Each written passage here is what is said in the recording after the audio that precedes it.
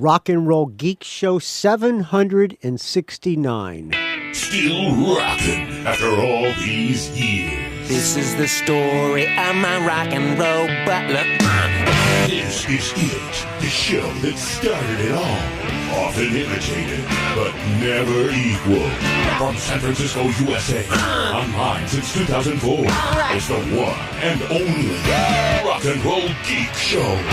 With the original Rock and Roll Geek, Michael Butler.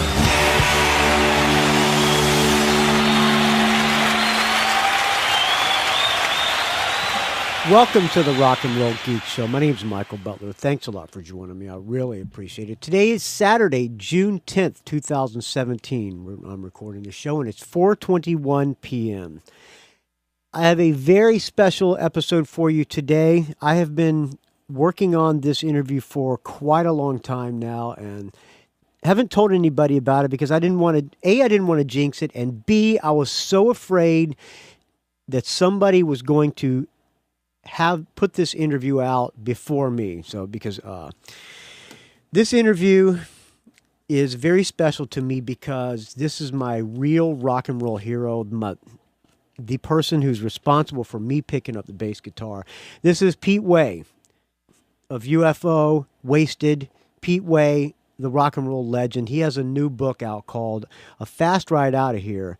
I read it last weekend. I flew out to see my daughter in the Tri-Cities area of Washington, and I held back. I started to read it when I first got it. I just went through a chapter, and it was really fast, and I said, nope, I'm going to put this thing down. I'm going to read it on the plane to see Martina. I read it in the time that I was gone, and boy, was it a good book. Man, I finished it on the way back, and the last chapter, I fucking cried my eyes out like a little baby. It was such a good book, man. Very touching, very honest, and full of great rock and roll stories from the great Pete Way. So that's what I have for you tonight. I have an interview that I did with Pete Way. I just got off the phone with him, as a matter of fact. I can't tell you how excited I was to talk to him and how nervous I was as well. I had him on the show like 12 years ago. And I was nervous back then, too. This time I was a little bit more nervous because I did not know what to expect with Pete's health and all that. But he turned out to be a very, very nice guy, as he was the first time. And I can't tell you how much my love for this guy extends. Words can't describe how much I love this man, okay? So I'm going to shut up. I'm going to play a song and then go right into the Pete Way interview. There's a little cliffhanger in it, and stick with the interview throughout the entire thing, friends, because at the very least, it is, I guess I should say it's compelling, but maybe I'm overselling it or underselling it. But before I do the interview, I'm going to play a song. This is live, UFO, live at the Marquee Club on November 16th, 1980. On the No Place to Run tour. This is at the Marquee Club in London.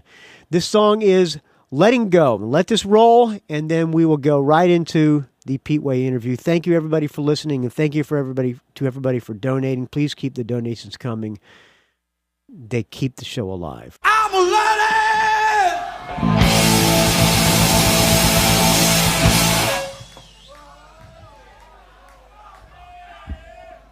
I'm a letting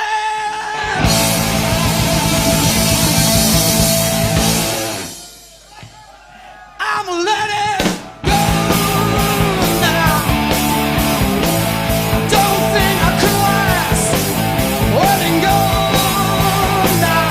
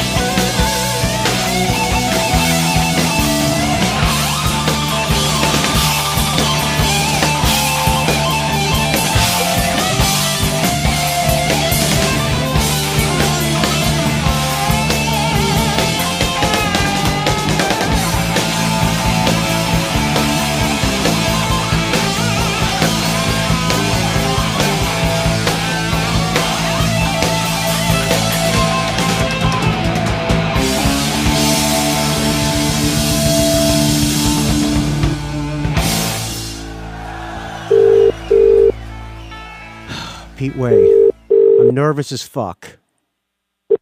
Hello? Hello? Hello, Pete. It's Michael Butler. Is that Michael? Yes. Sorry, I missed your call. Hello? Hello, can you Oh, hear? Michael, I'm Pete. Hi, Pete. How are you doing?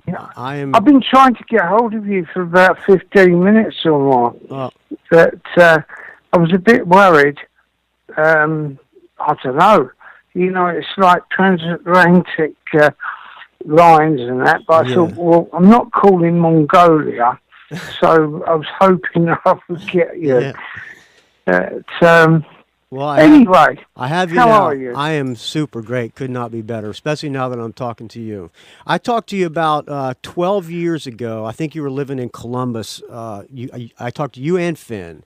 So it's nice to talk to you again. Yeah, probably so. Yeah. Thanks for calling back. It was just a little bit of a... I was worried because I don't like to let people down, and especially as San Francisco is very close to my heart. So, you know. So, well, I'm really... Anyway, Mike...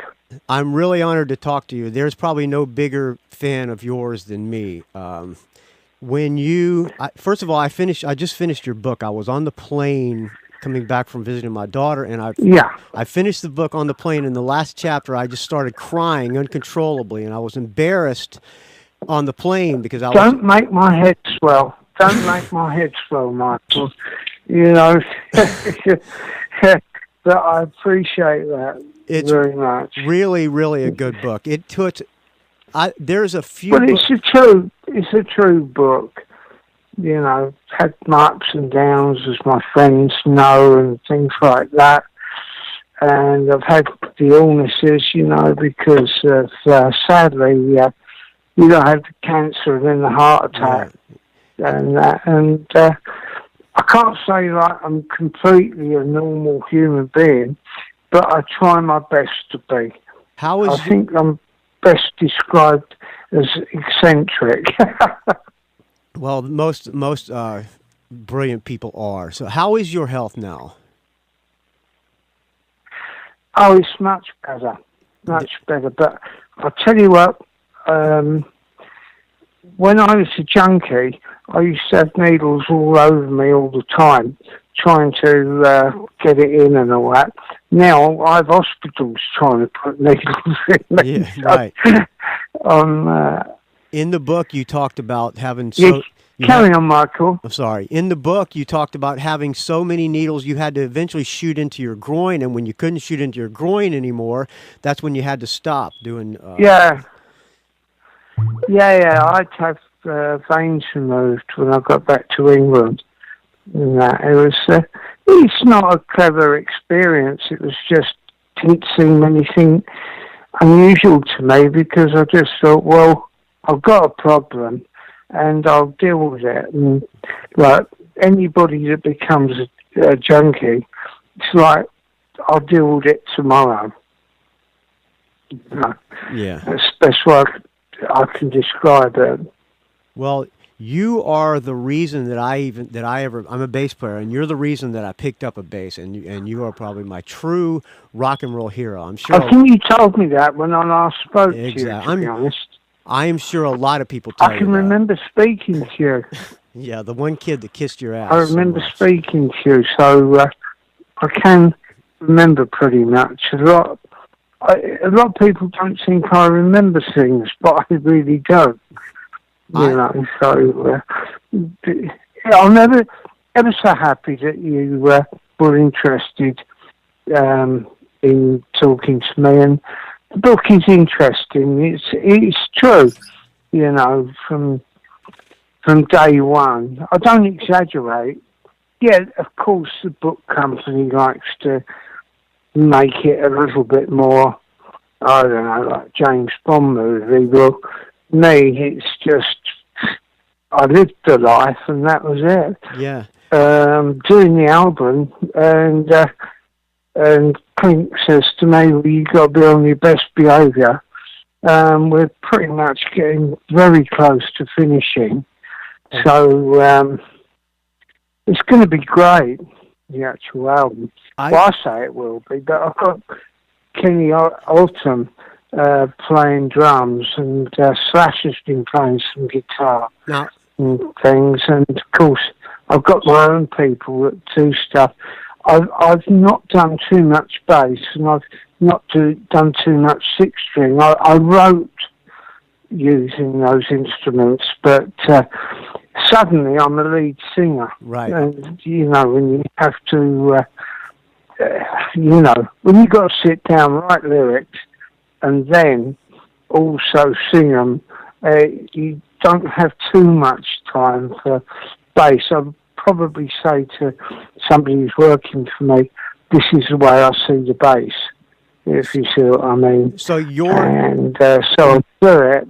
so you're only singing on the I'm sorry, album. Michael. You're only singing on the album. You're not playing. Yeah, it's just me singing, yeah. Who's playing bass and guitar on the album? Well, I play on some of it, Okay. but I couldn't concentrate. I mean, I can't be a one-man band, Right. if you see what I mean. And drums are Kenny Alton. I don't know if you're familiar with Kenny. But Kenny, he's one of the best drummers in the world. you're talking about Kenny Aronoff? Yeah. Kenny Aronoff, yeah. Yeah, he he's playing drums. is one of the greatest drummers in the world. He has a book out, too. Yeah, he actually did me the honour of saying I really like your songs and things like that. So we went from one extreme to the other, playing rock and roll, and So did Mike that's what I do. did Mike Klink find the musicians for you, or did you reach out and find these guys? Well, Mike knew Kenny, and Okay. of course Mike knew Slash due to the Guns thing. But I'd known Slash for years anyway, Yeah. But I hadn't met Kenny before. Did you guys all sit in a room together and play, or did they like send you the tracks they recorded, and then you sent you the tracks and you? Bit of both. Mike came over. Kenny did it in his studio actually. Slash came over a bit, and I went over once, and that. But ever since Donald Trump came in, I have to be a bit careful because I've got a checkered past with my passport. You know, for getting into the I haven't States. done anything bad for a long time. Are you legally able to return to America? Because I remember before you couldn't do Yeah. it with UFO, and Yeah, no, it cost me a lot of money actually. Really? And ironically enough, UFO didn't help me pay my bills. I mean, I paid for everything, talking thousands of pounds to get it sorted. So a friend of mine actually gave me the idea of getting the charges squashed because they were just minor charges really. But, anything with drugs that comes up. Not proud of it. Just happened. Exactly. You know. What's good about the book is, some of these books, they talk about, some of these other musicians in their books, they talk about doing drugs like it was a badge of honor and stuff. Yours is just more matter of fact, and it comes across way more real than most of these other rock books that seem to be Well, bragging. it is really, it's like, I'm no... I don't certainly want to promote people taking drugs because, quite honestly, I was lucky in a way because when I started to get an addiction, I had the money to afford the addiction. Some people don't, and it destroys their lives, destroys their families, things like that. Me, sadly, my wife died, and that was, pretty awful, you can imagine. Yeah. So, situations like that, they don't happen to just anybody. They happen to me, I can tell you. Well, in the book, at the end of the book, you hadn't, I think this was finished before you had the heart problems. That's right, isn't it? Yeah, in the book, at the end of the book, and also I had prostate cancer. Yeah, but you had the prostate cancer. That's in the book, but nothing about the heart problems in the book. Yeah, I was flying back from Germany because I was working with Tommy Newton on vocal. In fact, we're trying to get now time to put the final vocals together because everything is just about ready. But obviously, I'm not Pavarotti, but I do sound cross between Bob Dylan and God knows who else. You know, that is, and Bon Scott. but that's one of the cool things about the last album. Amphetamine is one of my favorite albums of all time. I think I did a track by track review of that on the show, and your voice makes that album, Well, which that's is real. so great. That's, the words in that, they're all real. I lived it. It's like, I just thought, well, if Tarantino can write it, so can Exactly. I. So, so I wrote the whole thing, just, because it's, in a way, UFO has become a little bit more sort of middle of the road or something, I don't know. And anyway, because of my attitude, and I was a little bit on the, put it like this, you wouldn't have employed me in your studio. So, basically, there was a falling out, and it was like, straighten up or fuck off, basically. Sorry to swear. And in the end, it was just as easy for me to not do it because I knew I had a problem. And the book isn't to say, oh, look how clever I am, I had a problem. The book is just really a story. Yeah. And I don't knock any of my friends or anything like that, talk about arguments and that. It's just reality. What I like about the book is, it's kind of like it's a cross between you talking, then it mixes some oral history in there. By oral history, I mean it gets other people's input about their side of things, about what happened at the time. Like there's Joe Elliott's in the book talking about. Well, I wasn't trying to impress anybody, that's for sure. But I think some of my friends kind of got a bit like, he's going to die type of thing. And, but I always managed to know exactly what I was doing. But I spent so much money, it was ridiculous. My wife died in the end, so it wasn't, if you want to write a film on it, it's like you go, Christ. In a way, my book is a little bit exaggerated. I know that because they try and emphasise certain parts in the book that I probably, when you're numb and you're not necessarily 100% there, I just accepted it. I mean, cocaine I accepted because I thought it was just like nothing. It's like going and buying some candy or something, Yeah. At the end of the book, you talked about. At the end of the book, you said that you still do coke occasionally and you still drink every day. Is that still the case? No, I've got to be very careful because I'm going through liver treatment, and Mike Klink will not have me drinking. When I say that drink every day, what I mean is it's more like I have some wine with a meal. Right. It's not like waking up and knocking back a bottle of wine. So I probably could do, but a friend of mine said to me, who's got actually a heroin problem that I'm helping him out with, and he said to me, you've got to remember that you and I have an incredibly high tolerance, So it's not like if you have a drink, you're going to fall off the wagon and sink into despair or something, anything like that. No, I don't go around the bar or anything and knock back knock back booze or anything like that. I don't drink spirits, actually. On a very rare occasion, I drink spirits. and that's sometimes just.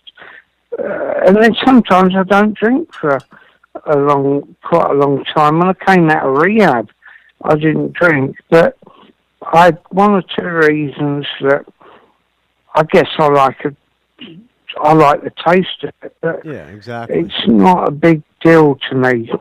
I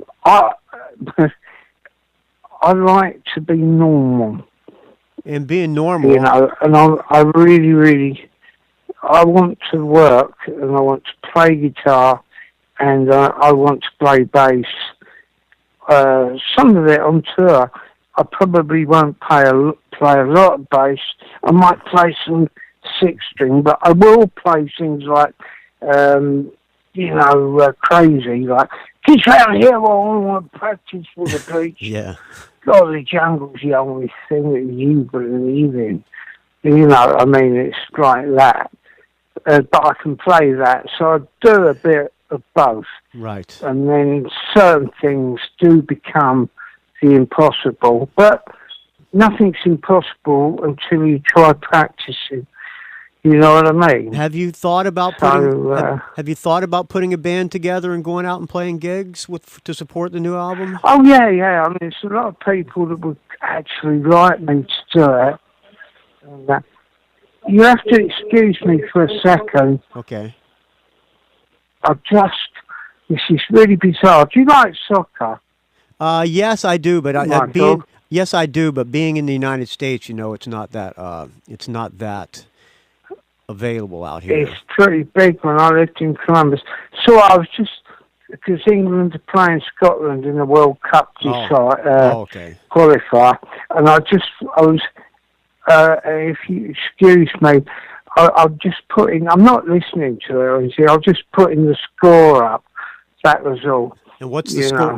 How you do sometimes. What is the score? England are winning 1-0 against Scotland. What's the score? So, it's 1-0 to England. Okay, so 0-1 to England because it's in Glasgow. Okay. So I apologise because this house is actually quite big. So I've got 3 or 4 televisions, and I wasn't sure exactly if I knew how to put the television on.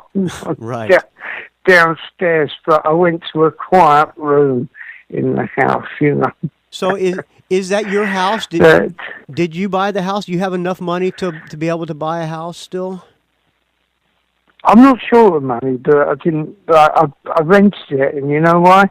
Because I didn't intend to live here. I probably would be happy to move to France. The reason is I got divorced and had to give my wife. You read in the book, I had to give her the house. So I was putting off that situation. So I have to go to hospital probably about twice a week for blood tests and that, because they're doing everything on me, liver, kidneys. I'll be bionic Pete by the time I actually end up touring. So you're getting checked. You know, you're getting checked for your liver now. Is there hepatitis or anything like that? Well, the hepatitis, they don't know if it's there or not because they can't really find it. But I did have it, and consequently, what they want to do is to. There's a new drug out that you take that completely wipes it out. Yeah, that's so it's probably better. Yeah, Pamela Anderson did that drug. Yeah, well, apparently there's something to do with Tommy, but I don't know. All women say that. It's like that bastard gave it to me. Right. Well, supposedly she took... Actually, you know what? I think it's a mixture of possibly even, you know, using a note, rolled up note and snorting up coke, you know. Well, supposedly she took that drug and now she's cured of hepatitis because of that drug that you're talking about. Yeah. She did. She took 2 months off. Well, not off, but she did it. No alcohol, That's why I hardly drink at all. I drink every now and again just for the fun. Well, not the fun, but, sometimes with food and that, it's just... Well, what I want to do, Michael, is be normal. yeah, well, food tastes better beer tastes better with food. I know that because I like to drink some beer every now and then, every day. Exactly, yeah. Well, I'm vegetarian. I want to be vegan. Huh. But I am, 100% best behaviour.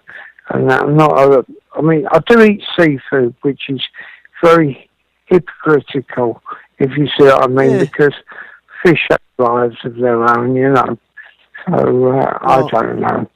There's some animals are put on this earth to be eaten. Yeah, but I agree with you, but at the same time, I don't believe in it, if you see what I mean. Yeah. I love animals, and what money I do have, I do give some money to animal charities, things like that.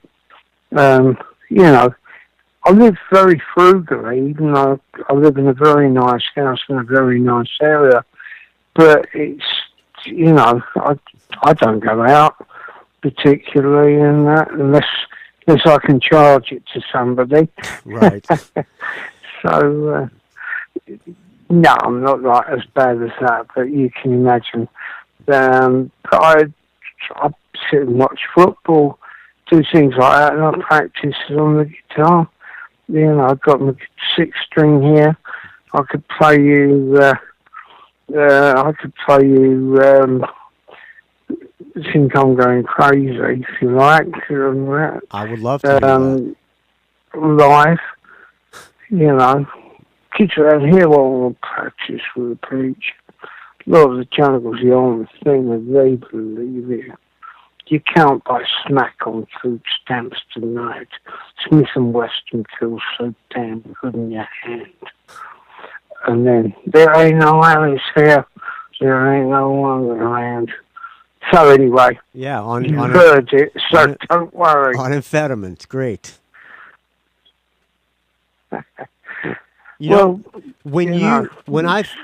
When I found out you had cancer, I did a episode on this show. I prayed to God really hard and really sincerely that you would pull through, and you pulled through.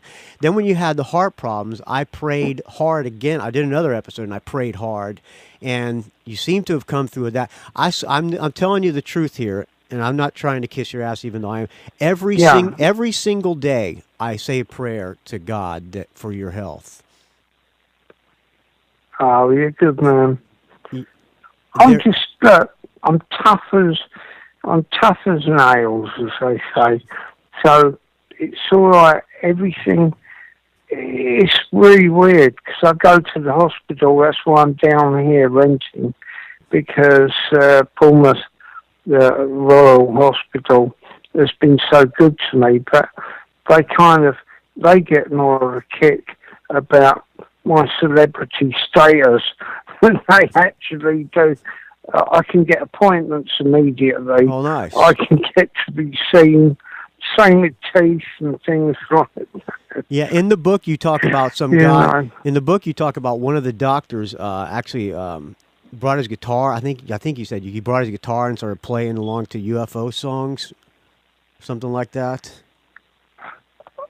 Yeah, I've got one of my doctors. He's actually, he's really good. I just got him to write, he had a song and I said I quite like it, but trouble is my album's gone on for so long now, that it makes it very difficult just to finish it off, and Mike has to travel over to me because I'm trying to avoid Donald Trump. So the only thing that needs to be done left on the album is to finish vocal tracks. Yep. What is missing? What's left of the vocal tracks to do? Have you finished any of the songs completely? Because I've heard. Well, songs I can't even tell you the names of because I can't remember the names because his songs. What happens is you have a working title, Right. and then you decide to. Yeah, I'll tell you what. If you like, crazy. I'll just do this for you. Okay.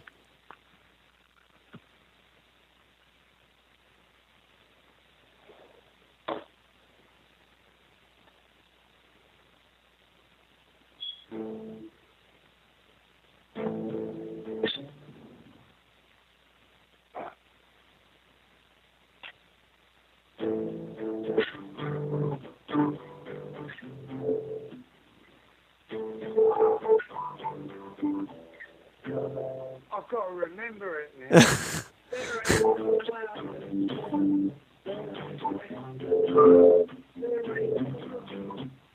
See, I've forgotten it.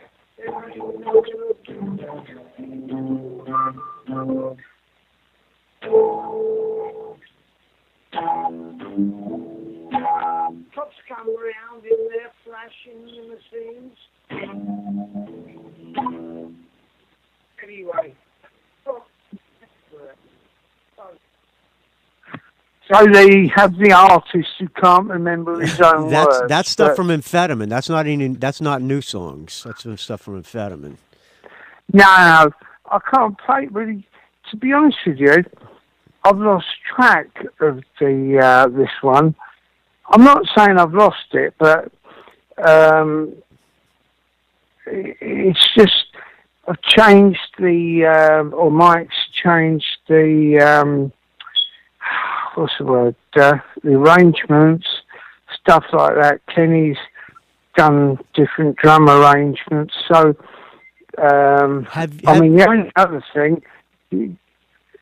Have you heard the two songs? Yes, I have. I've got Slash and somebody else. I heard that so one. You get, I can do this for you. I can do this for you. Remember, I can't remember them. Right. Okay. Oh, you can hear me? I can hear you.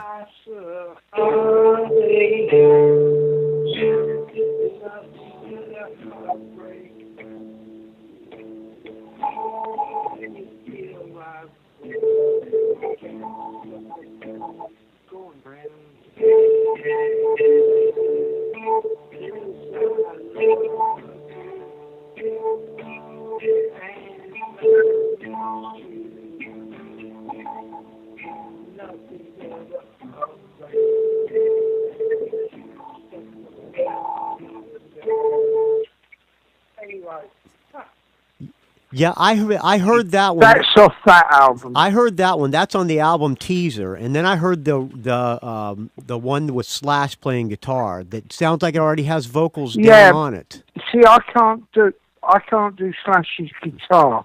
Well, so I'd have to play. It's actually tongue in cheek. It's supposed to be a joke because the narcotics. I had quite an incredible drug problem. Yeah, that's I suppose compared to most people. How many songs? So how many songs are the vocals completely done on, or completed? About 8 or 9. So how many? There's we're maybe trying to go. There's maybe 3 We're going left. for 12. You're going okay. So there's 3 songs left to do vocals. It just depends. Depends what we finish. You know, because I honestly don't know at the moment what's. It depends what Mike wants to do. So I can't honestly tell you.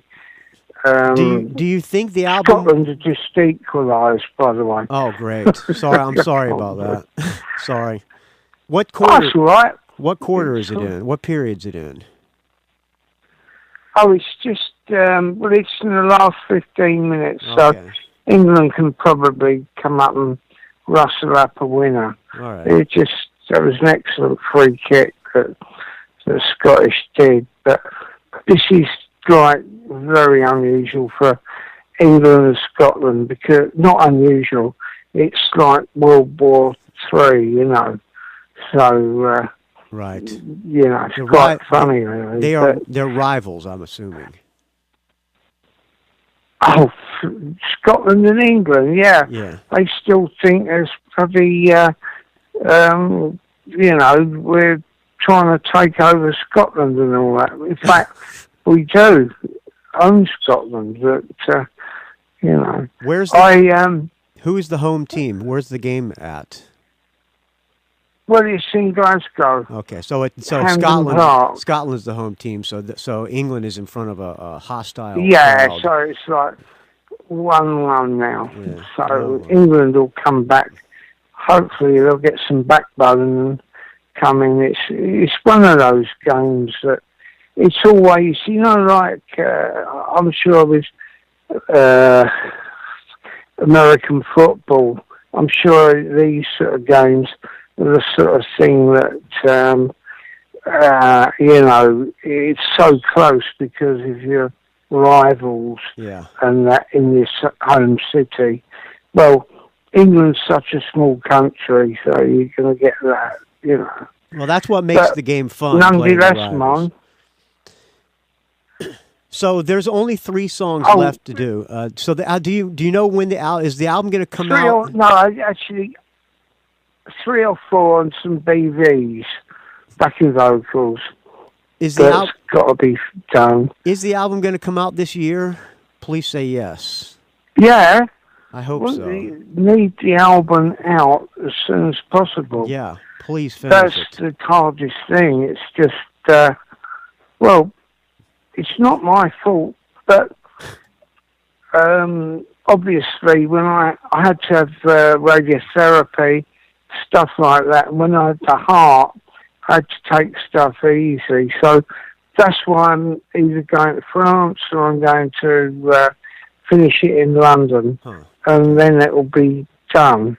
Because it'd be nice to have it out in September, Yeah, it will be particularly because the book's been #1 for a couple of weeks. Oh, really?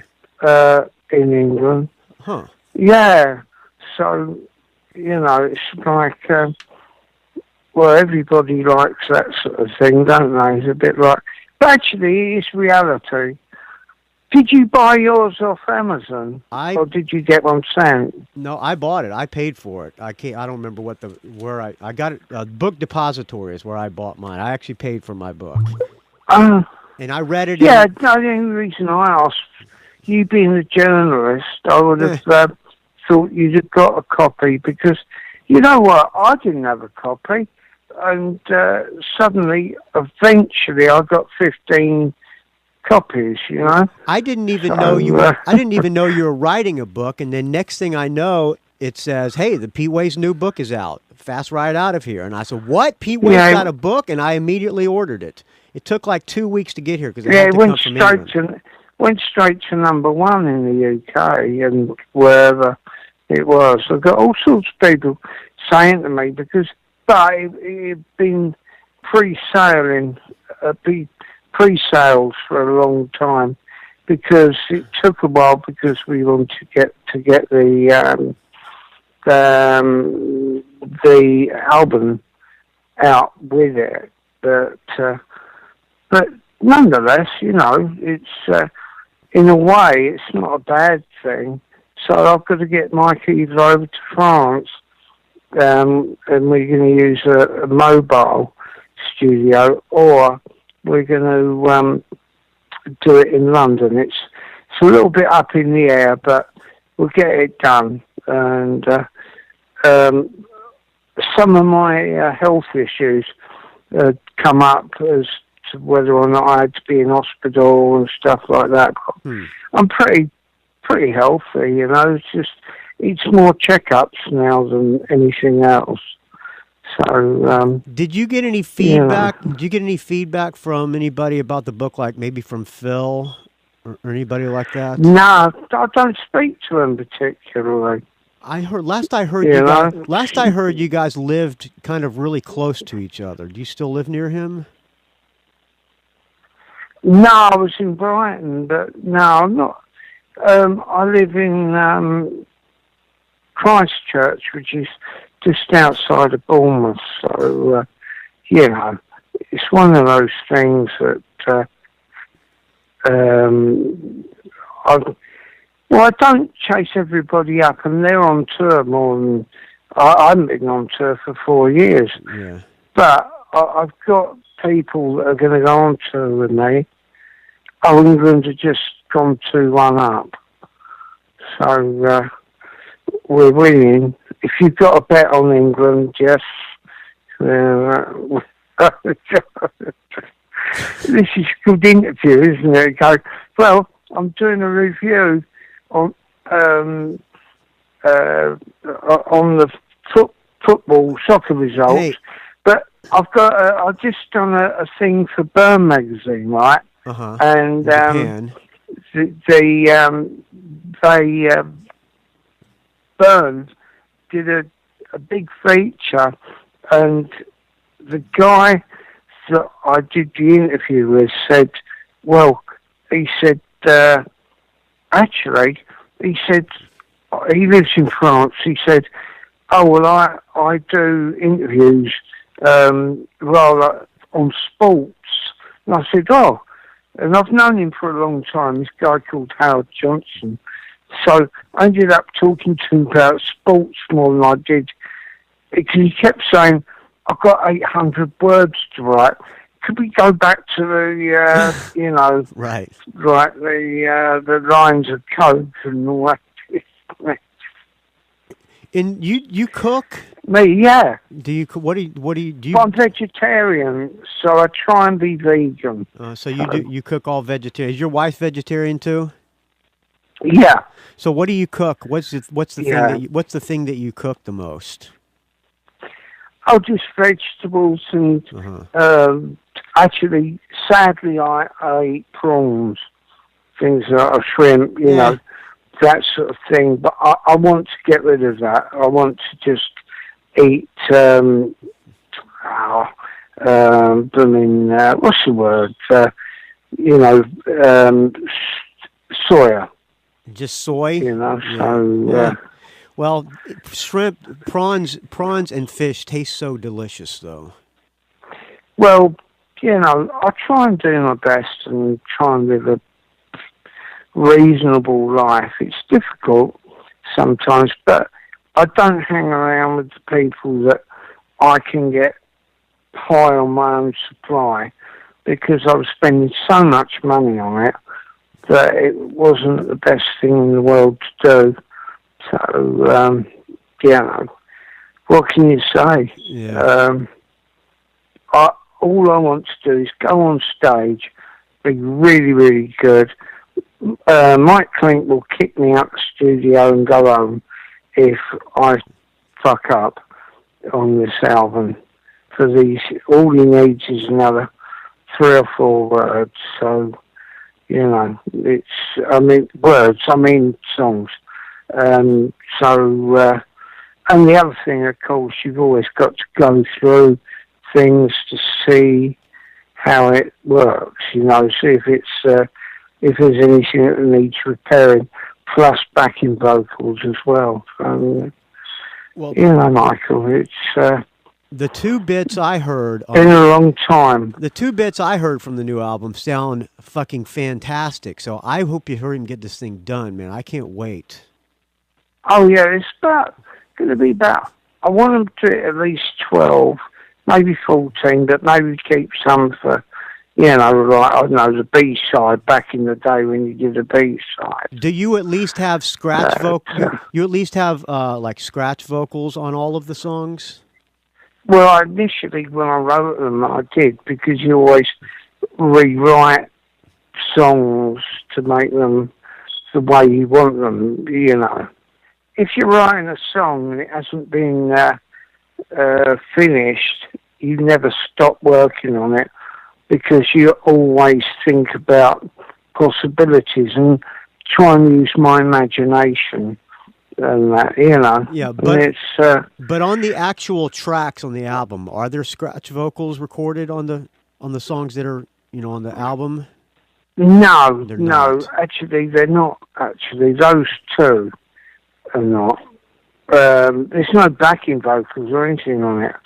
So, of course, they're not finals, but we just put them up because people were getting fed up with waiting to hear something, you know. Yeah, yeah. So, it's not bad though, Michael. It's a lot more to go, you know. But I was going to say, do you want to continue this interview later, in about an hour? I would love to. I actually have to leave in an hour to meet somebody, but I would love to do it later on, or maybe even. Okay. Yeah, I'll tell you what. I've just got to go and pick up something, and it's not drugs. When I say that, I've just got a parcel, and I wondered if you could call me again later or even tomorrow. I'm totally available. Are you awake in about? You know. Are you awake in about 3 hours? Yeah, of course. So why don't I call you back in 3 hours? That sounds great, Michael. All right, Pete. Thank you so Yeah, much. that way. Yeah, you can finish That's watching. all right. You can finish watching the game pleasure. and everything else. All right, Pete. I will talk to you Yeah, soon. then. pleasure's all mine. Okay. All right. I'll talk to you later. Yeah. Thanks, Michael. Okay. Okay. That's great. I'll call Thank you. I Yeah, will. 3 hours. Sounds and I'll good. be there for you. Okay. Okay. Thanks. Bye. I'd really appreciate that. No problem. I need promotion, and I'll tell you what, you'll be the first person to get one of the initial albums and stuff. Well, I'll buy it regardless. It Do doesn't I'll make matter. sure Jenny does it. Thanks. Okay. I will talk. Okay. I'll talk to you Kids around soon. here will want to practice what they preach. Yeah, okay. So, okay, that sounds great to me. So we're talking 10:30ish, yeah? Yeah, something like that. What's 10:30? My time. Yes, I'll figure out what my time is. It's probably 2:30, something like that. I'll figure it out. Yeah. Okay, Pete. I'll All talk right. to you soon. Well, I'll be there. Okay. Thank you. Bye. Bless. Thanks, Michael. All right. Bye. That's fantastic. Bye-bye. Bye. Well, there you go. That's either the end of part one or the end of the interview. We'll find out in 3.5 hours. Oh, well, there you go. Take that however you want to take it, but that was quite interesting. And God, I fucking love that man so much, man. So we'll check back in 3 hours. I will either record the end of this episode saying that I did not talk to Pete Way again, or I will do part 2 of the Pete Way interview. All right? So I'll see you in 3 hours, friends.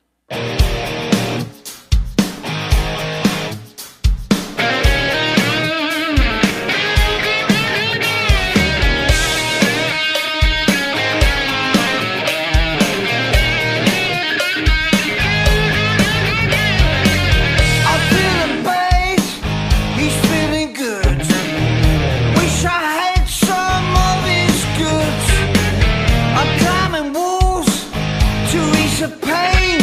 Wish I had some Peruvian cocaine. I'm on detox, feeling bad. I'm feeling low, I'm feeling sad. I'm climbing walls to ease the pain.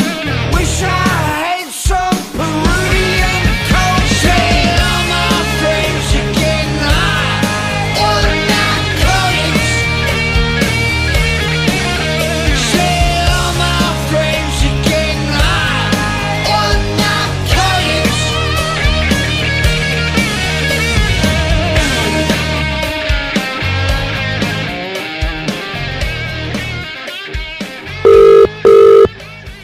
Hi, Michael. Hello, Pete. Thank you for taking my call again. I appreciate it. As I say, I'm glad to talk and very pleased to be talking to you again. The pleasure's mine. I won't take up too much more of your time. There's a couple more things in the book I wanted to ask you, and then I have some listener questions, if that's okay. Yeah. I wanted to ask you about the guy who influenced you on the bass. In the book, you talk about this guy named John Wood. Can you tell me about him? Yeah, actually. Well, it was a band called Tomorrow with Steve Howes in it. And that was Yes. kind of very unusual. Yeah. and they were very unusual in a way.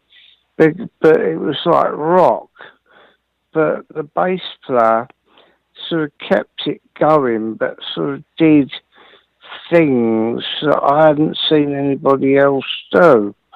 So, to a certain extent, I found myself watching somebody that really and truly, back in those days, you didn't really look at bass players, and I thought, that's really interesting. And he would sort of do things with the guitar, like sort of use it like a machine gun or something, and just things that were off the wall.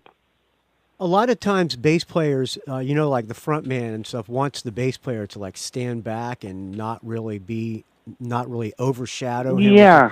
Did you ever have any problems with the other band members, like wanting you not to move around so much?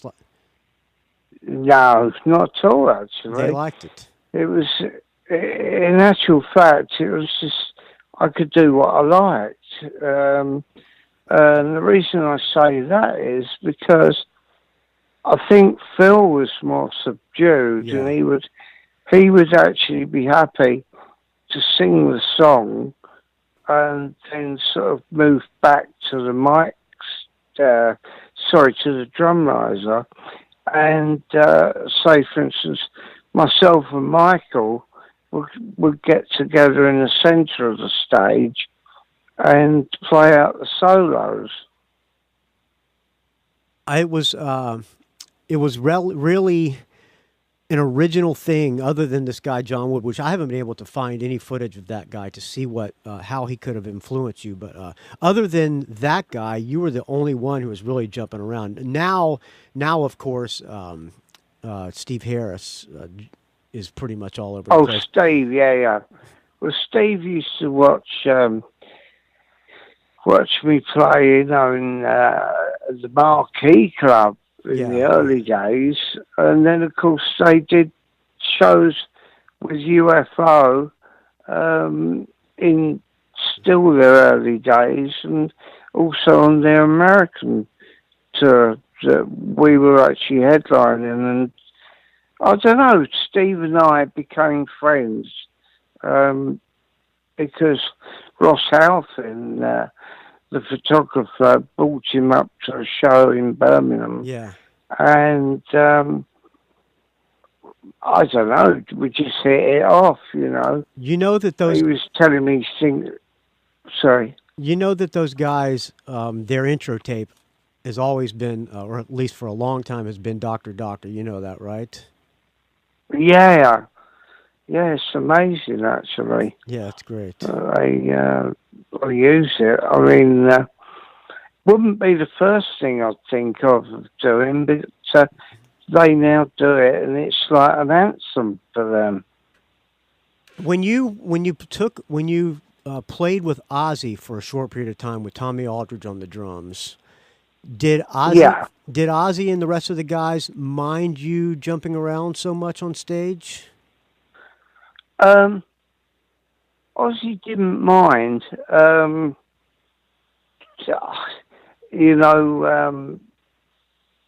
and I were very good friends, so it was a bit like I could do what I liked, but I knew not to overstep what I was doing because it was the Ozzy Osbourne show, after all. But same time, I didn't sort of stick like glue, to the stage.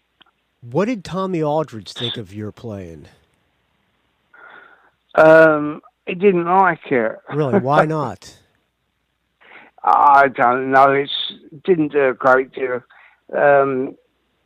We didn't really rehearse, to be truthful. So it was one of those things that, if somebody wants to be critical, Ozzy was happy with it. But you get a thing, so you've got to remember that I was travelling with Ozzy, and so obviously they were travelling as a band. Right. You were on the you were on Ozzy's separately. bus. You were on Ozzy's bus, and the rest of the band had their own bus. Actually, no, I used to travel in a Range Rover with Really? with Ozzy Oh, okay. and Sharon. So that was, it was one of those things. We basically lived together. Well, not I say that. We went to the hotel together and went to the show together, and that. I think with Ozzy, some people were just associates, if that's the best way I can put it.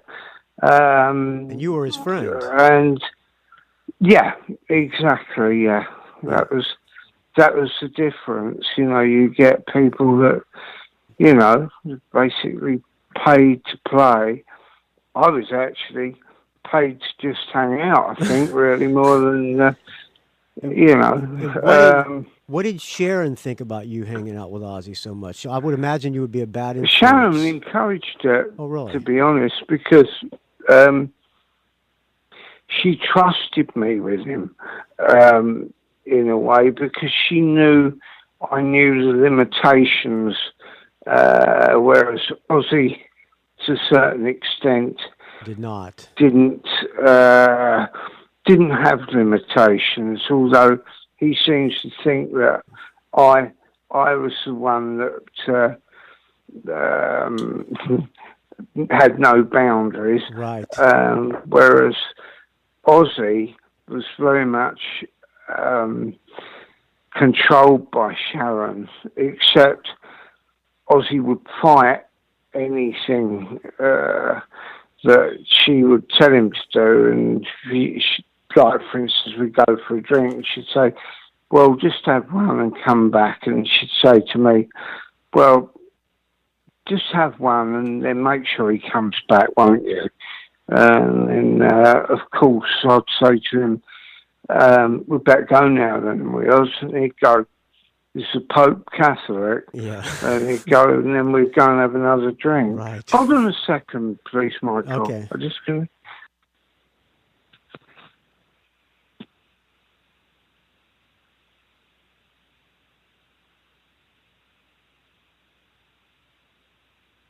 So I'm just doing my robe up. Okay. Okay. Oh, by the way, I saw the score of the soccer game. So is that good when they only tied? 2-2. Is that good when it's only a tie, or is that not so good? Well, it was in Scotland, and it's the sort of game that, you get local rivalries. Well, I guess England and Scotland's always like that, but they've got to come and play in England, which is a different thing. England did dominate the game, but in a way, it's like the goals didn't go in, and Scotland had a couple of free kicks and scored from those. So it's difficult to say with football. It's a game can change with one goal, but England equalised in the last 3 minutes. So it's always interesting, but sometimes it's a little bit, a bit of a strain on the heart. Yeah, well, I would imagine that Scotland having the home field advantage would have been picked to win. Yeah, and you've got 90,000 Scotsmen in there. So it's kind of good that England tied it up. Oh yeah, I mean, it wasn't bad. It would have been nice if England had won, because they were actually playing better football, but Scotland played to defend and then break through and get a free kick or something like that. And sadly for England, the free kicks went in.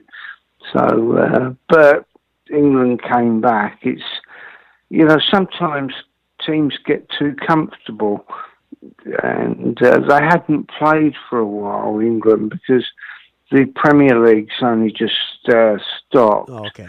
So now they're doing that. But England is still top of the league for the World Cup qualifying. So wasn't a disaster. It wasn't a great victory, but it got the job done. Really. I don't know much about soccer, but I feel the same passion that you do with baseball in America. Yeah. Well, you can put all sports, I think, on a par sometimes with, you never know what's going to happen next. And then, how can I put it? They call it a game of two halves. And sometimes, you get one team that will dominate the first half, and a team that will dominate the second half, So it can go either way, It's just, I would say Scotland had some breaks, but at the same time, well, then obviously they deserved them because they had their defence working well and that. So, well, in a way, you'll have to follow it a bit more to learn. It's not like, say, American football and stuff like that. It's a whole different style, And that baseball, for me, is a little bit weird because for me, it's like cricket we have in England. Right. And I don't really like cricket, to be truthful.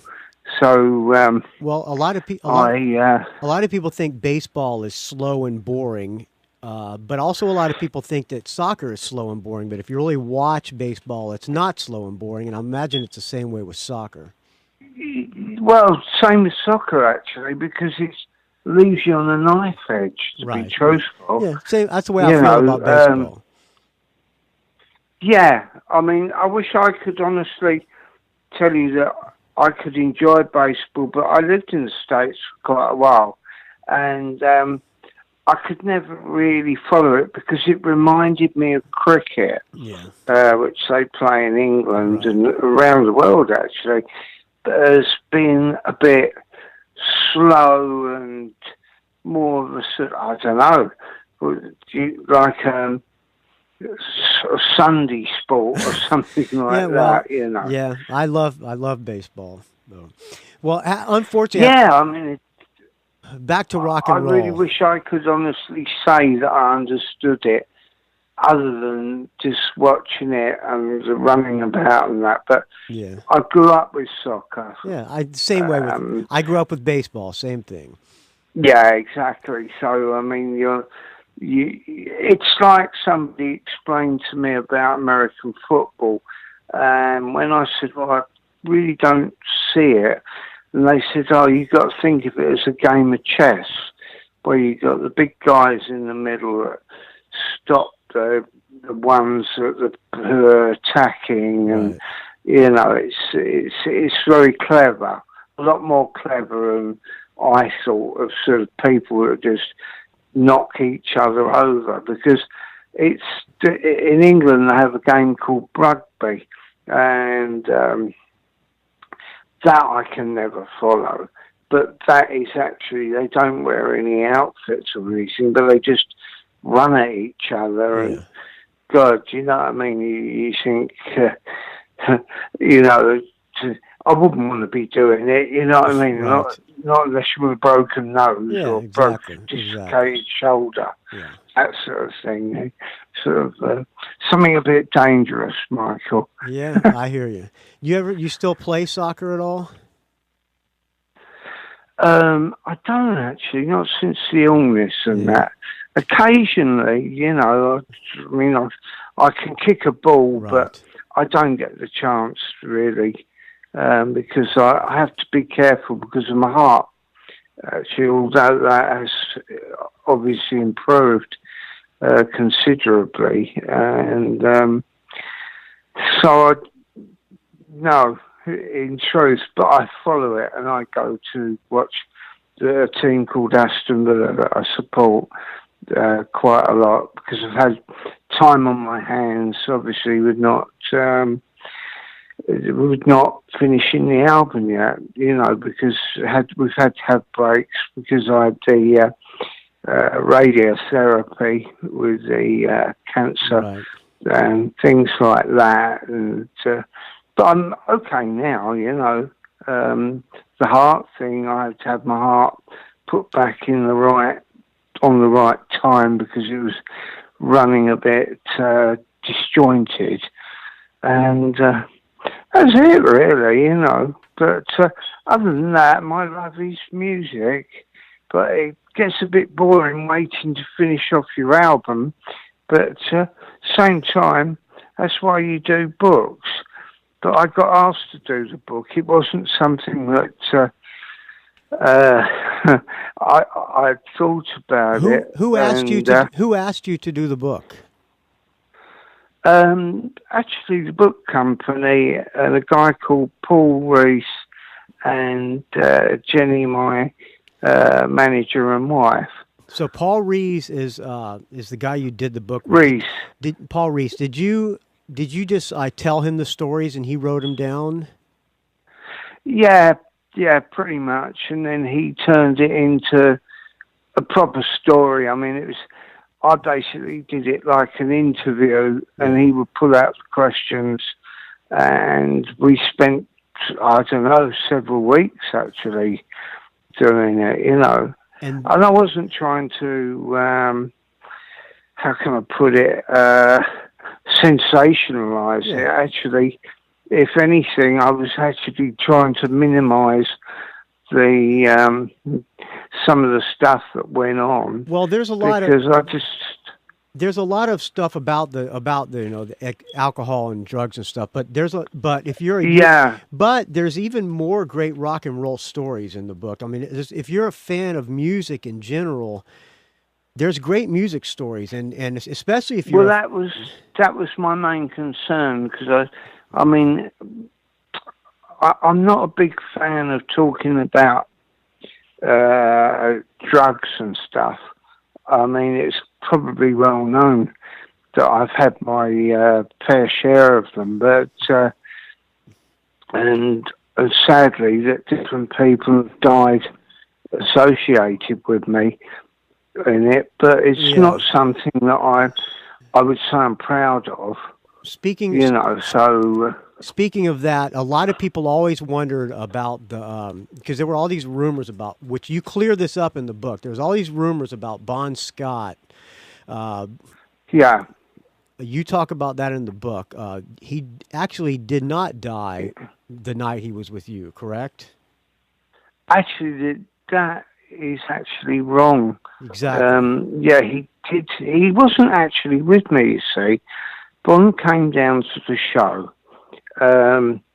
And Bon being long-time friends, because us and AC/DC played together, obviously, you get a friend comes in and you say, come in the dressing room and have a drink and that, and you chat.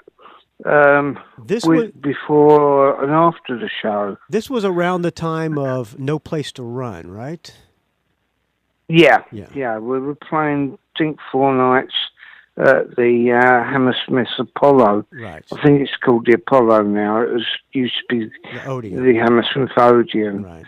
And which was very convenient because we all lived in London, as did I. Bon. But there was a situation where there was people that were with Bon, 1 or 2 Australian people and associates that came down that I didn't really get to speak to. I just had a drink with Bon in the dressing room,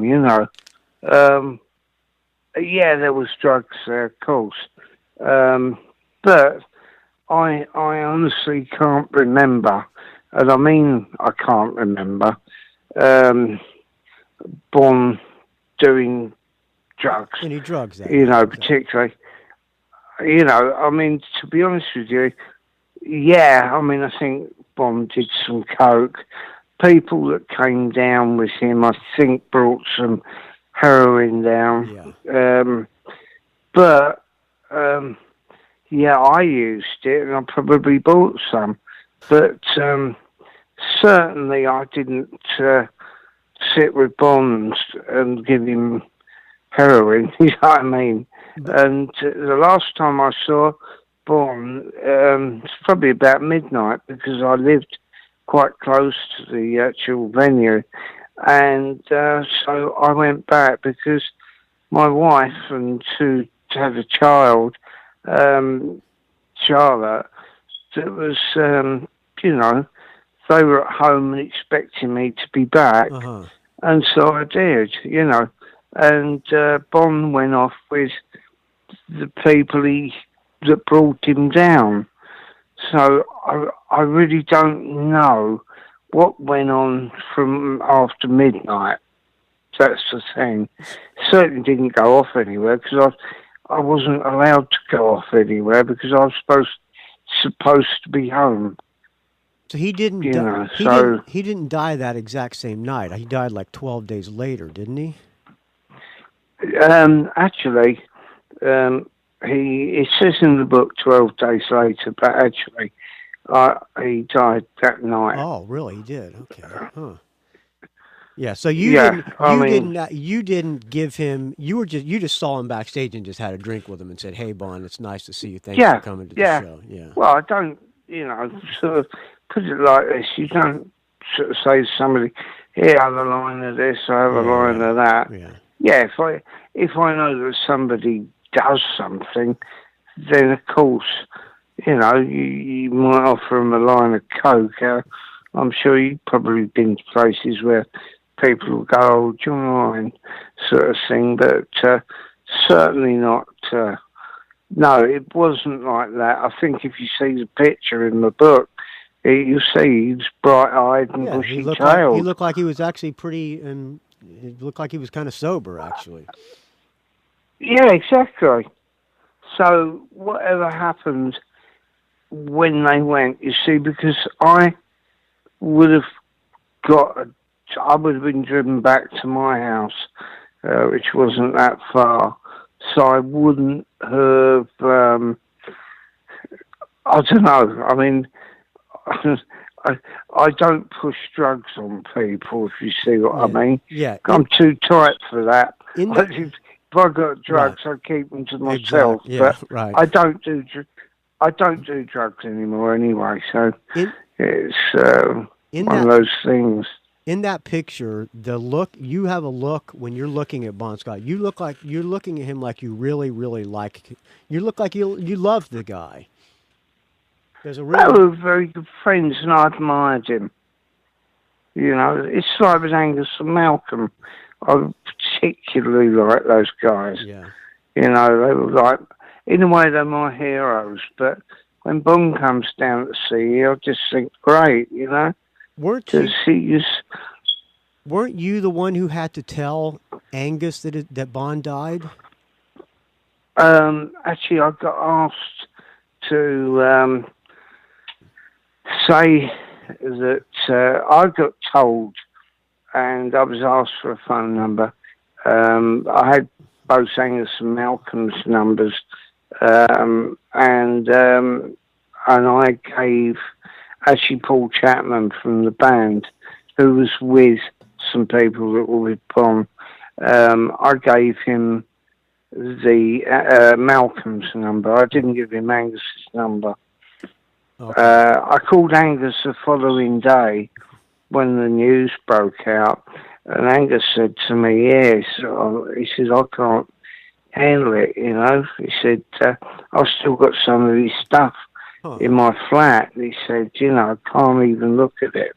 Right. So, what do you think about Axl singing with AC/DC?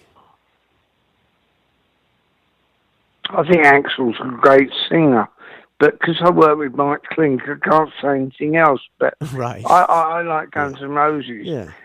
So, you know, I like anybody with energy.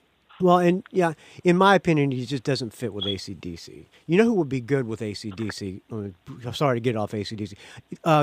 The guy from Rose Tattoo would be good in AC/DC. Oh, yeah, yeah. Oh yeah, oh God, I forget his name now. Bald guy, Angry Anderson. Angry Anderson. Yeah, yeah. But Angus said to me at the time when Bomb went, he said they just felt like giving up, Yeah. and it was probably record company and that sort of said, "Look, come to your senses." Right. Sadly, they Highway to Hell had come out, and it fitted the picture, if you see what I mean. Right, yeah. One other thing in the book that I had always wanted to know too, that was always a little bit unclear to me too, and it kind of gets cleared up in the book when you started Fastway with Eddie Clark. Yeah. Because people come up and say, "Oh, didn't he play on the Fastway album?" But you didn't play on that album, right? I co-wrote it. You did. I co-wrote it. Do you get credit on? Some, Are you credited on that album? I am actually now. Now I think you are. at the time, yeah. Because I have the vinyl, and I don't remember seeing your name anywhere on that album. Well, the thing was, I had a court injunction put on me, and from even though Eddie said, "Oh, we could have got him out of the court injunction." So the court injunction, the court injunction was from Chrysalis Records. Yeah. Okay. That's how come I ended up. They gave me the same amount of money to put Wasted together. Yeah. But Ozzy called me and he said, "Look, I know you're in a spot. Why don't you do yourself a favour and come and work with me for a while?" Before you started, before you did Wasted. Yeah. Okay. So it was kind of arranged because I was going to do that, and then Chrysalis were ready to finance the new album, so I was getting a band together, and that's why we got the Motley Crue Aussie tour, because I played with Ozzy, and Sharon and Ozzy were kind enough to put Wasted on the tour. Otherwise that would have. So it was easier. It would have cost a lot of money. It was easier for you to just bow out of the Fastway thing rather than be in court, and you just wanted to play rock and roll. And rather than be in court, this was a way for you to you could continue to play rock and roll, and it's easier for you just to not do the Fastway thing. Well, everybody was kept in the dark except me, because sadly I didn't want to say, "Look, I don't know what to do," because no member of the management called me up and said, "Oh, we'll pay your court costs." Now, the court costs alone would have been a fortune. Chrysalis offered exactly the same money as CBS for Fastway. And I just felt at the time I didn't know what to do. It was just disorientating for me, So I would have been glad to continue with Fastway. I was enjoying it. I mean, Eddie and I started it from scratch, So I didn't want to let everybody down. Same time, the record deal included my name on it, and I didn't want them to lose the record deal, because with Chrysalis, I was a key member in the contract, right. And so therefore they had every right to stop me working. It's a bit like a sportsman who's in a team. You've got a contract, and you can stop them from working, Yeah, it kind of takes the fun out of rock and roll a little bit. Well, worse when you have to sign something at the front door, and it basically says 6 months of work from scratch has gone nowhere. So that's one of the reasons I didn't ask for credits on the album, because I wanted them to get the money back that had gone into it, as well, because it was a very difficult thing for me to do. I can't personally afford to stand up and fight for it, and say, no, I'm not going to do it, because I didn't have a chance. And that's why when Ozzy called me and said, look, why don't you come and play with me? And it would just take the heat off, Yeah. Do you get tired of talking about this stuff? Not really. Oh, good. Sometimes it's good to get it off your chest. Yeah, you're good. Well, that clears it up. Was it hard to play the Ozzy tunes? Because they're a little bit, the style was a little bit different than UFO. It was hard? Yeah, You had exactly. to learn. You had to learn them almost immediately. Well, to be honest with you, I mean, we didn't even have a rehearsal. We just did a sound check, so I had to get it right. And sadly, that was it. First day. I mean, it wasn't the ideal rehearsal situation where you get a week or something to get it together. Particularly, I was in at the deep end. Yeah. And really and truly, I would have had to, I find it very difficult to change my style, is the best way of putting it. I think I saw a picture of you using a pick with Ozzy, and you'd always played with your fingers. Did you play with a pick when you were with Ozzy? I always, actually with UFO, I play with a pick and fingers. Oh, you did? Okay. Because, I'll tell you why, because if you do a song like Out in the Street and that, you do it, and I try and make it like a sort of Lou Reed Walk on the Wild Side, and you make the bass just sort of flow. More galloping. But if you're doing something like Let It Roll, you need to get that click, and a Dunlop pick. I don't know if you're familiar with those. A Dunlop pick bends nicely. It just captures the mood. But if you try and do it with your fingers, sometimes it can sound a bit clumsy. Right, yeah. Now, Steve Harris, for instance, plays with his fingers. Can play with his fingers. And he does the gallop stuff. And he does all that. But it's just what you get into. I mean, I preferred to use the pick. And one of the reasons I used the pick was because when I was working with Ron Nevison, and I think even with Leo Lyons, bass players were using picks in the studio because sometimes the accuracy with the fingers wasn't the same, and you get more definition. Yeah, you get more clarity with a pick in the studio. Exactly, yeah. But if you're doing something softer and you just slide in the notes and that, so I used to utilise the two, Right. Well, call me clever, but I'm not. I don't want to take up too much more of your time, but speaking of Ron Nevison, I hate to keep it on UFO. I'm sorry. Oh, which, by the way, I saw you guys on. I think this was right after Randy died in Orlando, Florida. I think it was on the Mechanics tour. Oh, right. I think it was still Ozzy. Was that Tangerine Bowl? That was a Tangerine Bowl. It was like the World Series of Rock or something like that. So I forget what they call it. Yeah.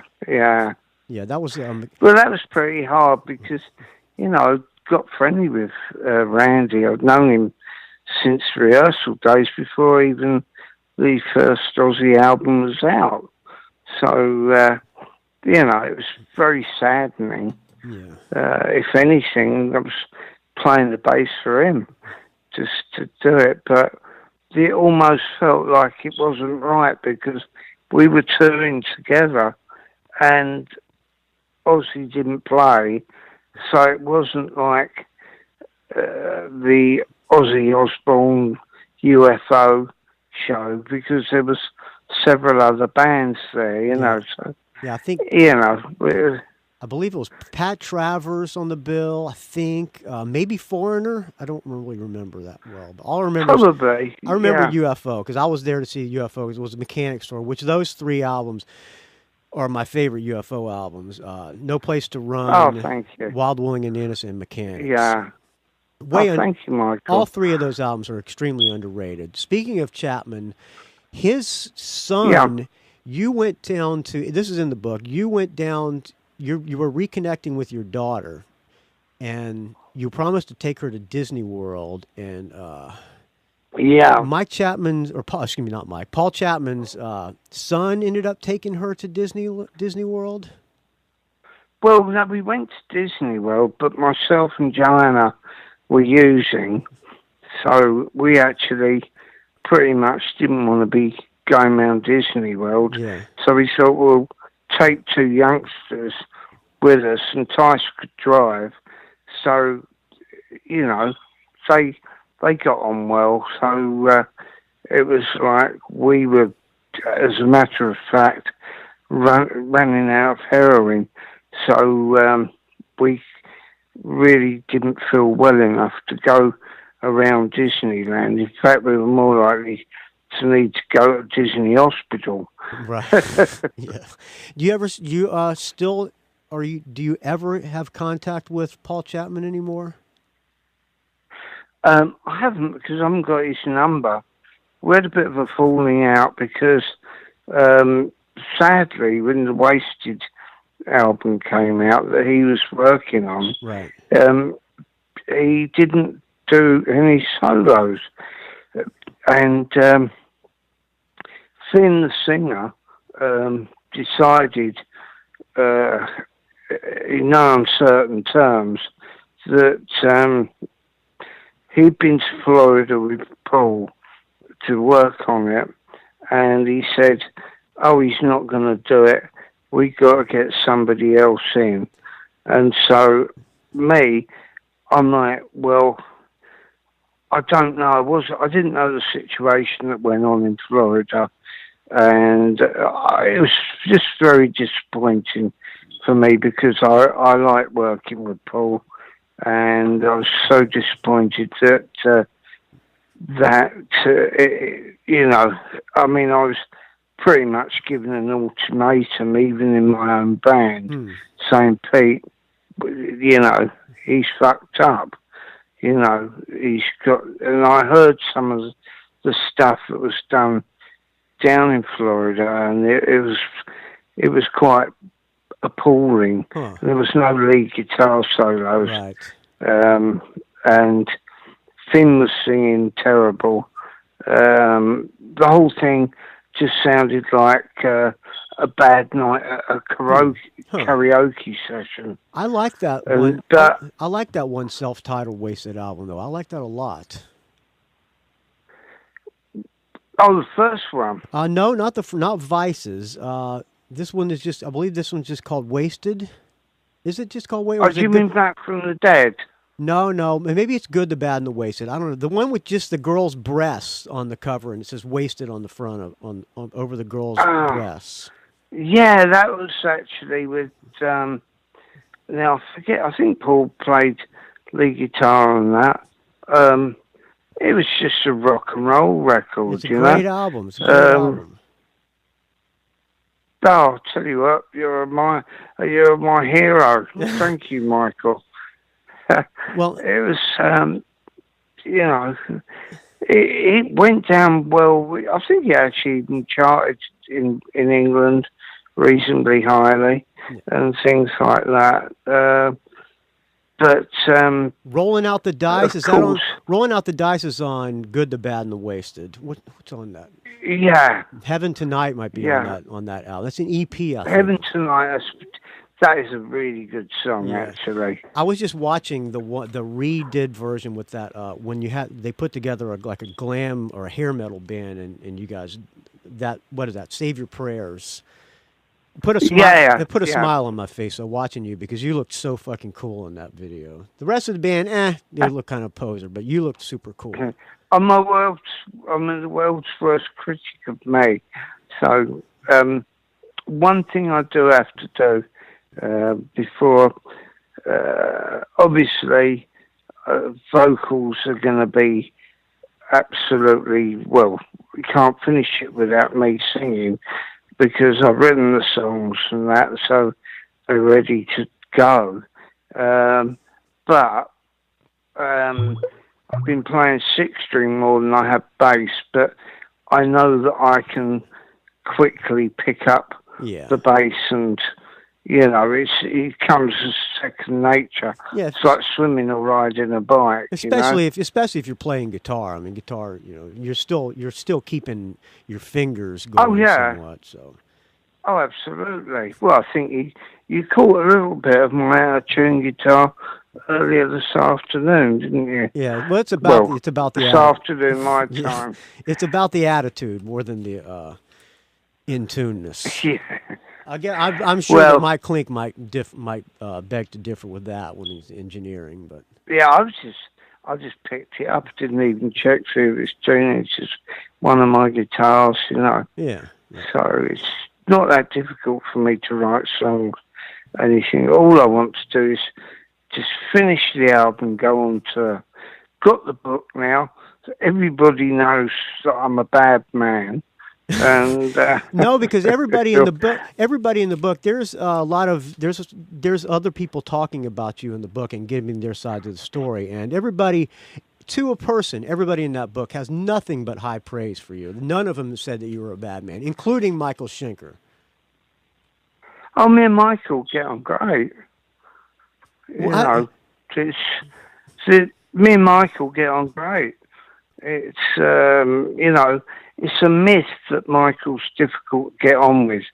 Yes, if Michael doesn't like something and that, yes, he'll tell you what he thinks, but I've never had a problem with Michael at all. I normally just get a smile from Michael, and if I make a mistake, he'll tell me, he'll look at me and go, "Don't make that mistake again." Yeah. He's kind of a mad genius in a way. He's a genius, and he's very, very thorough with everything he does. I'd say in some ways he over practices because he gets so much into his playing that he could almost do with taking some time off and just relaxing and put a bit of Keith Richard into his playing or something like that. But that's where me and Michael differ on on that type of thing. It's two types of rock and roll, and yours is the more real rock and roller side, and his is the studied guy side. But Michael can play rock and roll, I can tell you. It's like it's in his blood, and love him to death. I don't want to take up your entire evening, Pete, and I thank you so much for doing this. But I have three more questions, if you don't mind. Sure. All right, the first one, the album "Strangers in the Night." Ron Nevison. I just heard an interview with Ron Nevison. He said two of those songs on that album were actually not live. You went in the studio and just did and recorded. Yes, right. Yeah. I forget. I'm sorry, but I forget which two they were. He wouldn't. He refused to answer the question. I have a guess on which two. I'm guessing. I think it was This Kids. Oh, really? And that's not what I guessed. And that's This Kids. Yeah. Oh yeah, I forget why, because I think to make it a double album. Right, that's what he said with the time constraint. But I have to tell you this: when we say it wasn't done live, we did it live in the studio. But what Ron probably meant was there was no audience there. Right. So we just played it. Sorry. My guess, which is obviously totally wrong, my guess was Only You Can Rock Me and Shoot I don't know why, but I guess because it sounded it sounded like it was. No, only You Can Rock Me and Shoot Shoot are both Okay. done live. So this kids and Totally live. maybe Mother Mary. Mother Or Mary, Alan- I think, Okay. possibly. Okay. There you go. All Yeah. right. That's the But only. you got to remember, it's a long bit of a while ago. Yeah. Of course. Of course. Two more questions. How were you? Do you want people to remember Pete Way?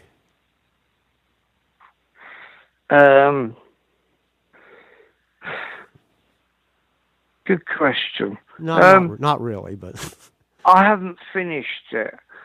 I haven't finished the Pete Way story yet. okay. The Pete Way is going to come out with the new album and a tour, and I'll either fall flat on my face because I'll be doing a lot of singing, or I'll come out like, wow, couldn't believe he could do it. I've heard two bits from the new album, and both of those sound better than Amphetamine. And I already told you, Amphetamine is one of my favorite albums of all time. So you're not going to fall flat on your face. Yeah. All right. Well, that's another thing, you know. The two guys that worked with me on that both overdosed. So I'll give you a rough idea of Yeah. that doesn't even go in the book.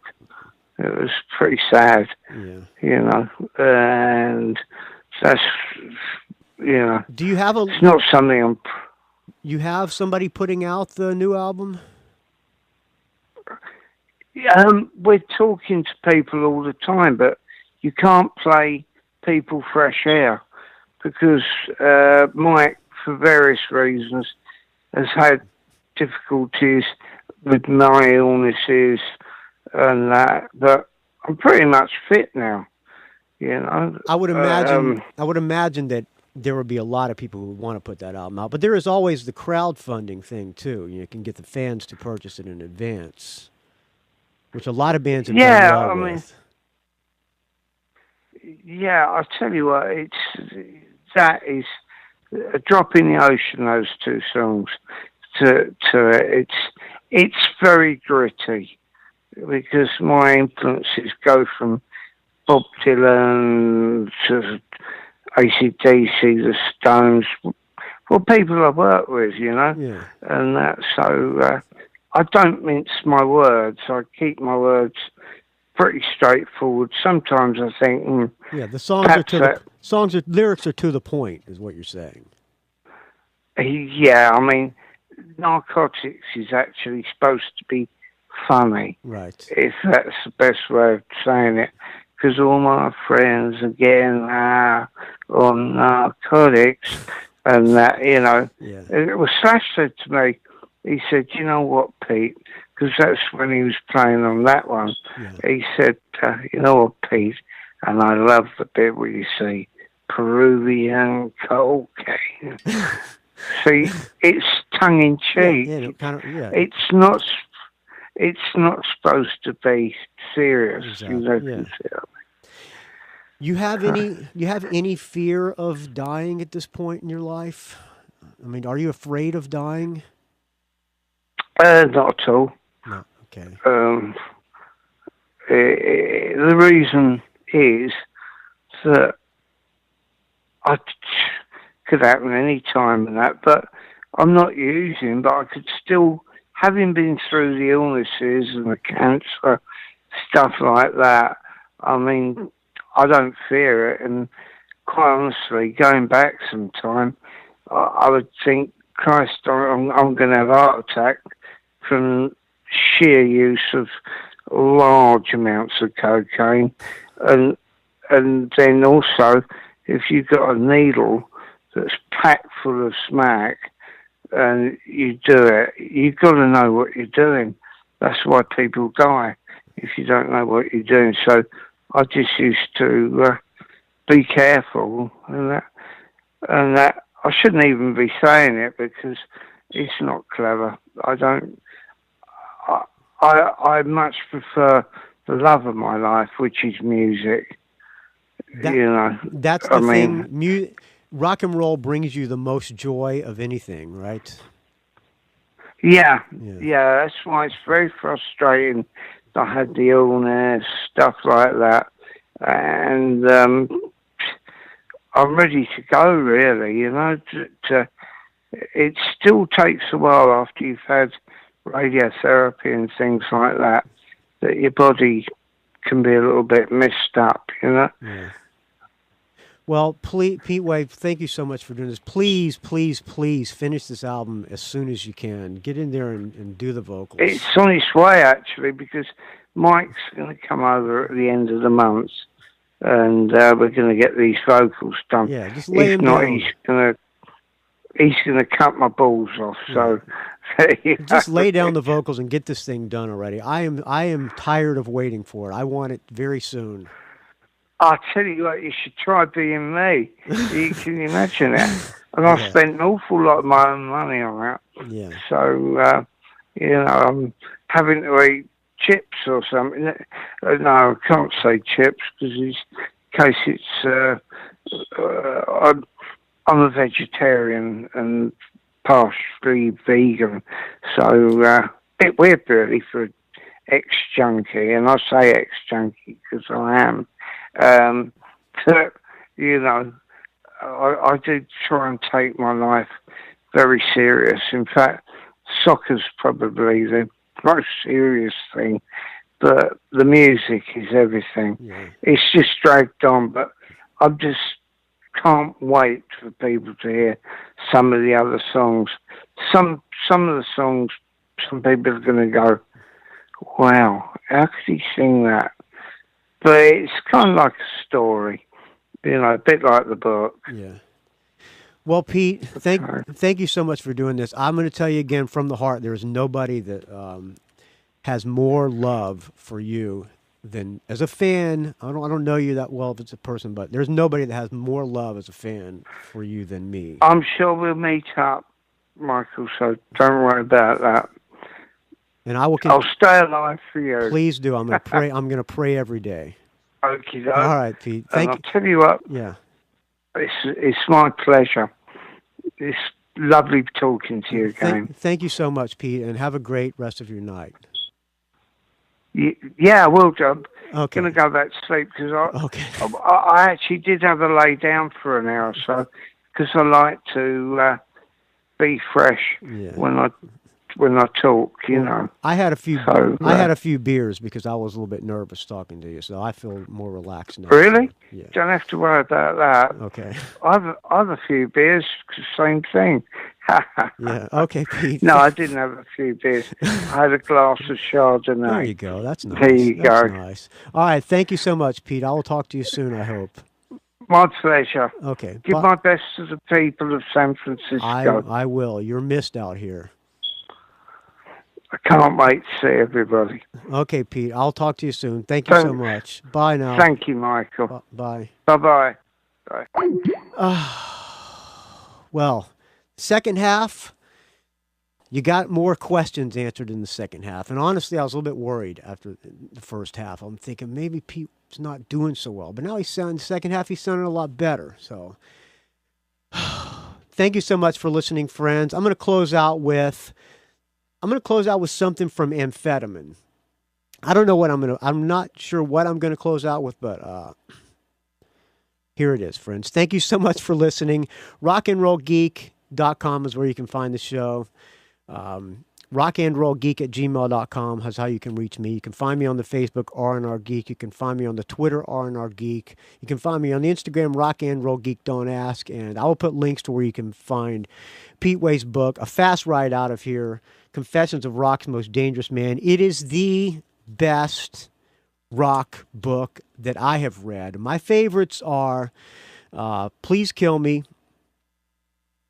Walk This Way, the Aerosmith story, and although I'm not a Motley Crue fan, The Dirt is a really good book. This one beats them all, friends, so please check it out if you're a UFO fan. You will not be disappointed. I'm a slow reader. I read this damn thing in 2 days, and that's good. It takes me forever to read a book, so if I can do it, you'll love it, friends. Thank you so much for listening, and thank you to everybody who donates to the show. Without your donations, the show would die a horrible, putrid, stench-filled death. We'll talk to you soon, friends.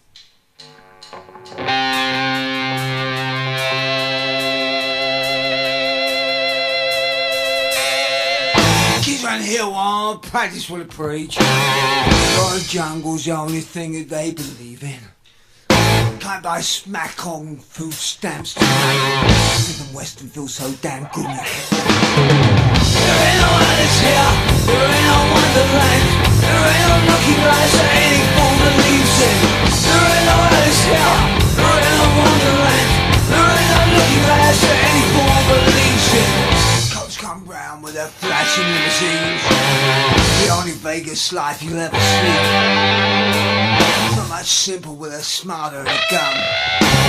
Shoot their fucking life out of you. There ain't no others here, this ain't no wonderland. There ain't no looking glass that any fool believes.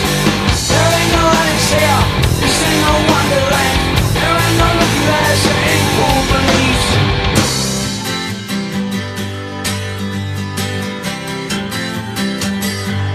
And I go crazy, again.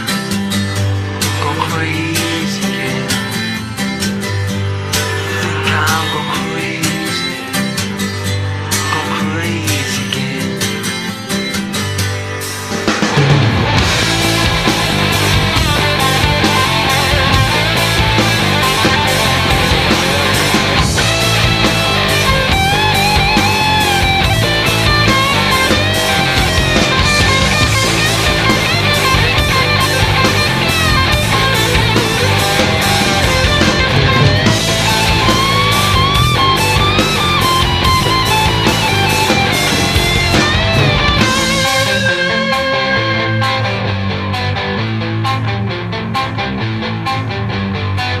Stuck here in a worn-out town.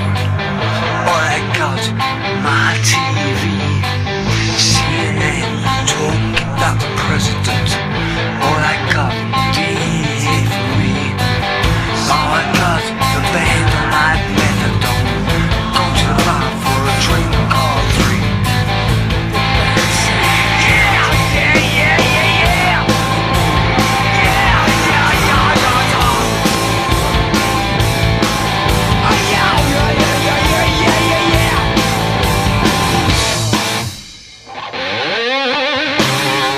Keep trying to hear one, press what I preach. God, the jungle's the only thing. Buy Smith and Weston if you can. There ain't no others here, this ain't no wonderland. There ain't no looking glass that any fool believes. There ain't no others here, there ain't no wonderland. There ain't no looking glass that any fool believes. There ain't no others here, there ain't no wonderland. There ain't no looking glass that any fool believes. There ain't no looking glass, there ain't no anything you want anytime.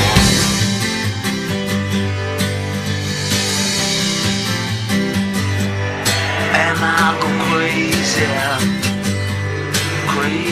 again. And I'll go crazy again.